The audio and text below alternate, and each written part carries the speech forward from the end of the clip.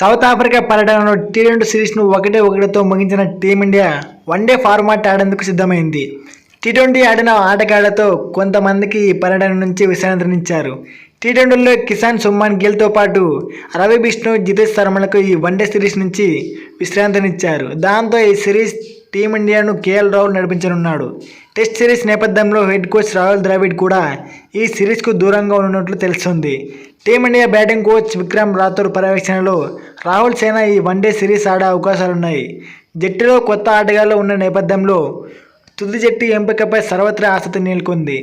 చాలా రోజుల తర్వాత టీమిండియా పిలుపును అందుకున్న veteran cricketer keeper Sanju Samson ఈ సిరీస్తో మళ్లీ అంతర్జాతీయ క్రికెట్లోకి రీ-ఎంట్రీ ఇవ్వనున్నాడు.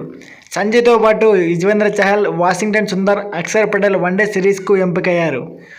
జోహన్నెస్బర్గ్ వేదికగా ఆదివారం జరిగే తొలి మ్యాచ్లో ఈ 3 వన్డేల సిరీస్ ప్రారంభం కానుంది. భారత కాలమానం ప్రకారం మధ్యాహ్నం 1:30 గంటలకు ఈ మ్యాచ్ ప్రారంభం కానుంది. ఈ మ్యాచ్లో భారత ఓపెనర్లుగా రుతురాజ్ గైక్వాడ్, సంజు శాంసన్ బరిలోకి దిగే అవకాశం ఉంది. ఫస్ట్ డౌన్లో తెలుగు తేజం తిలక్ వర్మ, 4వ స్థానంలో శ్రేయస్ అయ్యర్ బ్యాటింగ్ చేయనున్నారు. 5వ స్థానంలో wicket keeper come captain KL Rahul ఆడనున్నారు. 6వ స్థానంలో నయా హిట్టర్ రింకు సింగ్ ఆడనుండగా స్పిన్ ఆల్రౌండర్గా అక్షర్ పటేల్, స్పెషలిస్ట్ స్పిన్నర్లుగా కుల్దీప్ యాదవ్ బరిలోకి దిగనున్నారు.